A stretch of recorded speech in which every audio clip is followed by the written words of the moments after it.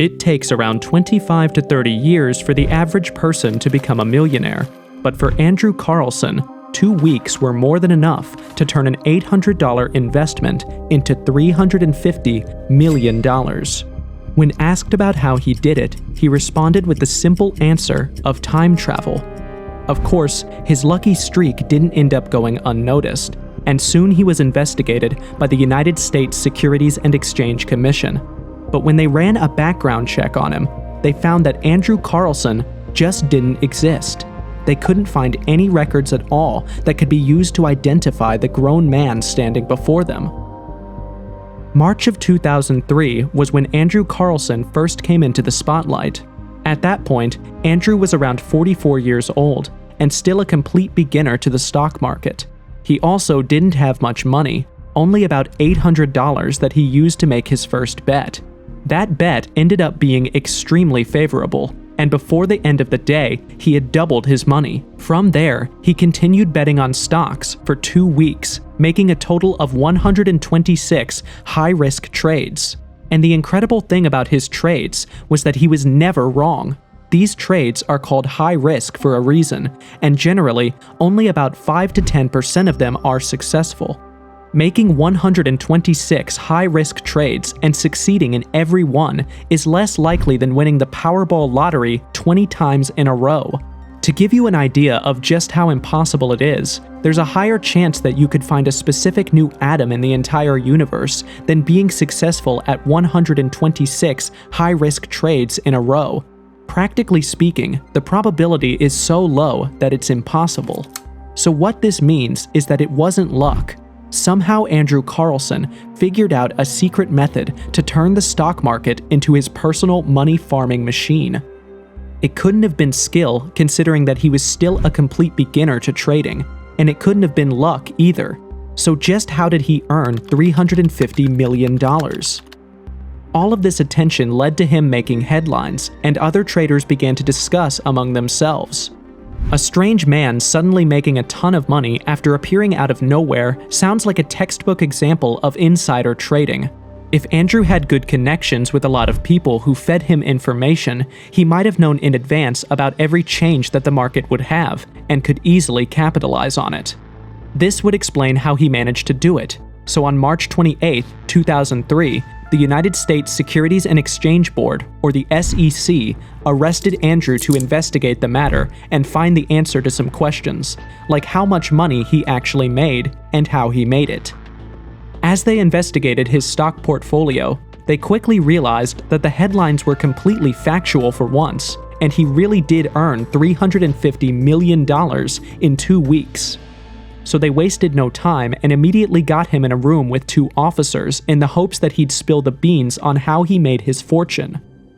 Eventually, everyone cracked under the pressure, and after some pressuring, Andrew would definitely give them the names of everyone that he worked with, and they would end this scandal right here and now.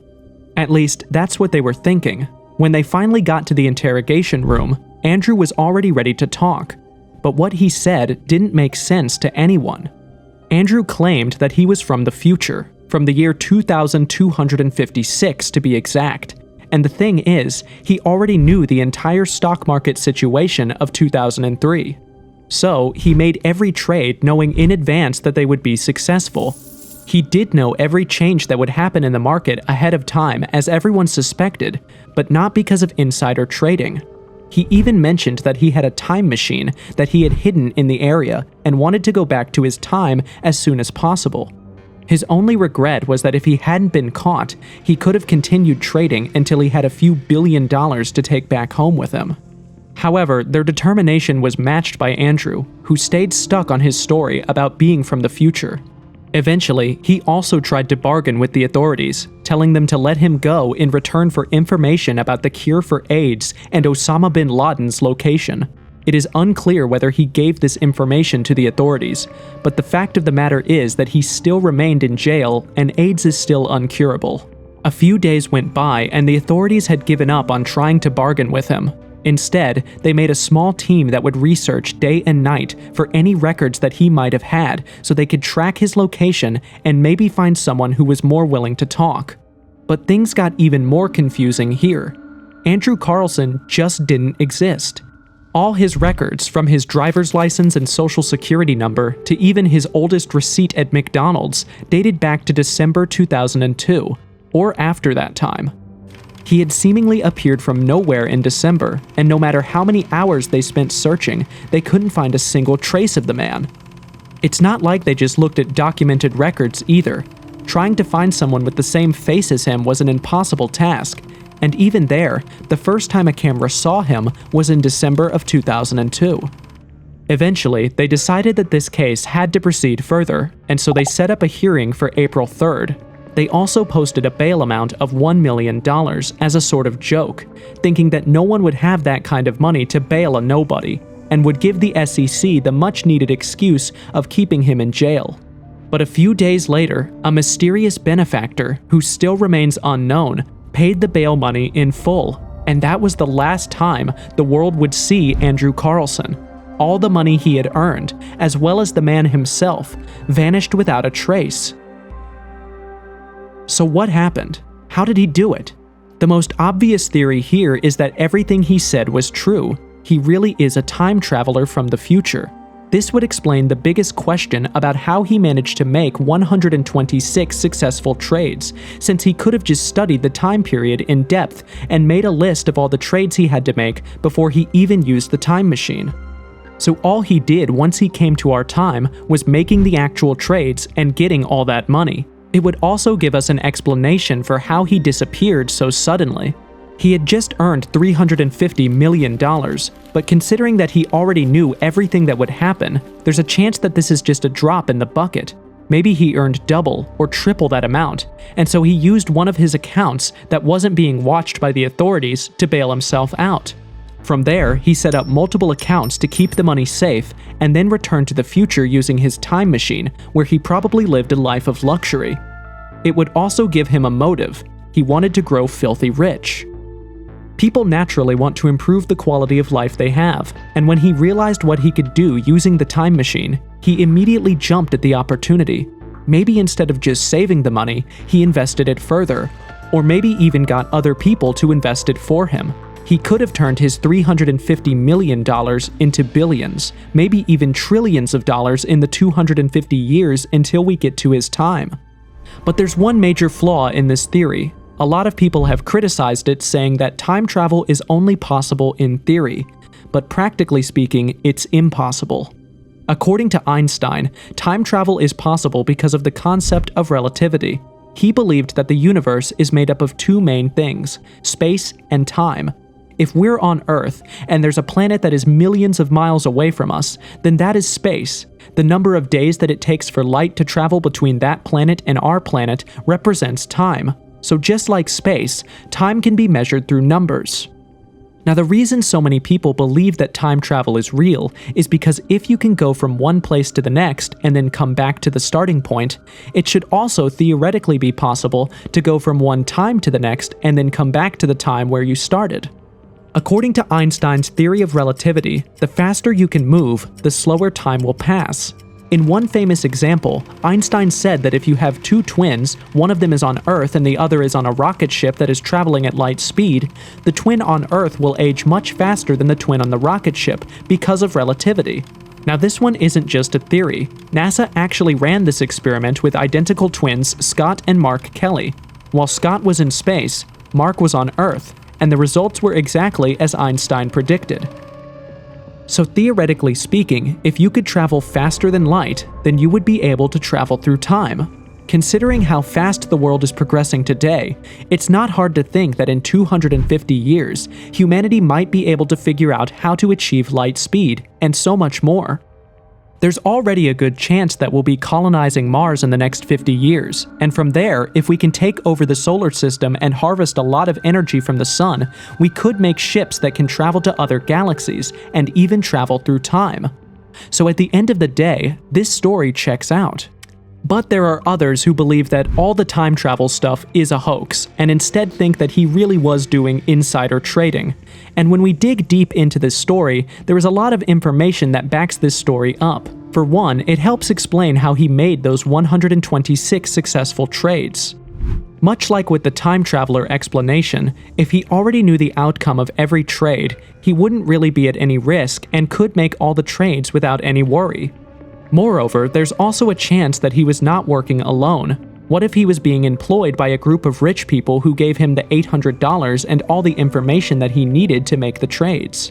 So, all he did was make the trades and take all the attention for what happened. And after a few weeks in jail, he was bailed out by his benefactors, given a few $1 million to stay quiet about all this, and took on a completely new identity. It would also explain how he got bailed out, and why he didn't have any records before December of 2002, since the persona of Andrew Carlssin might have only been created during that time. This theory might seem like conspiracy paranoia, but in reality there's a lot of truth to it.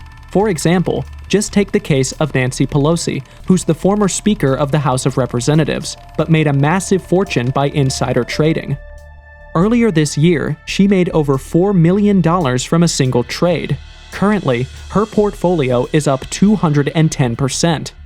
And she made over 20 times her salary from that trade alone, without even counting all the other trades she has made. Her portfolio consistently outperforms the portfolios of major stock market analysts, and she has gone on record saying that she has little to no experience in stock trading. This year, she bought $1 million of NVIDIA call options right before she had to attend a congressional meeting where she had to vote on giving subsidies to NVIDIA. All of this indicates that there is a high likelihood that some of the trades she makes are based on information she gets from people working at these companies. And if someone doesn't want their insider trading to come out in the open, they could easily hire a person to invest on their behalf and give them a small commission. Overall, both these theories have a lot of weight to them, but there are still many people who are suspicious of the whole incident. With both these theories, there is one major flaw that many people point out, which is just how stupid it is to make a $350 million gain in 2 weeks. If Andrew really wanted to make a huge gain, whether it was for himself or for his benefactor, it would have been much easier to just wait and invest in companies like GameStop, Coca-Cola, cryptocurrency, and so much more. Even if they didn't have the time to wait around, he could have just made multiple accounts and spread out all of his trades instead of doing them all at once. Considering the kind of person that we're dealing with here, if Andrew was smart enough to memorize the information and make 126 successful trades, then he should have figured out how much attention this would give him and should have made a plan for it. Basically, 1 + 1 isn't giving 2. Another issue that a lot of people take, especially with the time traveler theory, is that 2003 was the absolute worst year to do something like this. During the time, the stock market was in freefall, and almost everyone was losing money. Even the best stock market analysts at the time weren't able to keep their portfolios in good condition, and overall, 2003 was not a good year if you wanted to do stock trading. If Andrew really had the choice to go anywhere in time, going right before the GameStop or crypto boom would have been a much better choice, as millionaires were being made at that time every day. He could have been just one more person who earned a fortune because of a lucky investment, instead of the guy who made $350 million at a time when everyone was losing money. It would have also fixed the first issue I mentioned of him drawing too much attention to himself, as tracking everyone who invested in crypto is virtually impossible, so he could have made billions of dollars and no one would have even batted an eye. Of course, issues like this always exist in time travel stories. For example, when we look at Sergei Ponomarenko, the time traveler who claims to have come from the past to the future with proof, there were a lot of issues that people found with his story. But when it comes to Andrew Carlssin, there's a lot more going on here. Eventually, as he got more and more famous, people started investigating him.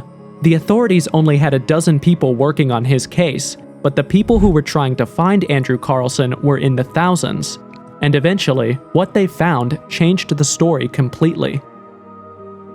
The thing is, back in 2003, the internet was still in its infancy, and people weren't used to the amount of misinformation that existed at the time. You could search for information on any subject, and about half the links that show up would have mistakes, with some being completely fictitious. In this landscape, there were some sites that posted satirical news stories, some of which were mistaken for fact. The story of Andrew Carlssin originated on one such site, the Weekly World News, which made a completely fictional tale about a man who had traveled back in time from 2256 and made $350 million in just 2 weeks. Eventually, someone at Yahoo, which was one of the primary news sources at the time, saw this news article, thought it looked interesting, and posted it in the entertainment section. They did have some warning that this article was not factual, but it was missed by most users, who took the article as fact and began to talk about it.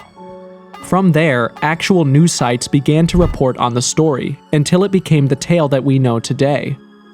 But there are still a lot of people who continue to believe in this story. After all, there's a chance that the story was fabricated by the benefactors of Andrew Carlssin, and the authorities were paid off to make sure that the truth didn't get out. At the end of the day, as with so many other mysteries that we cover on this channel, the truth remains unknown. Fortunately, there was another captivating time travel story that had a justifiable conclusion compared to Andrew Carlssin, the man who never existed.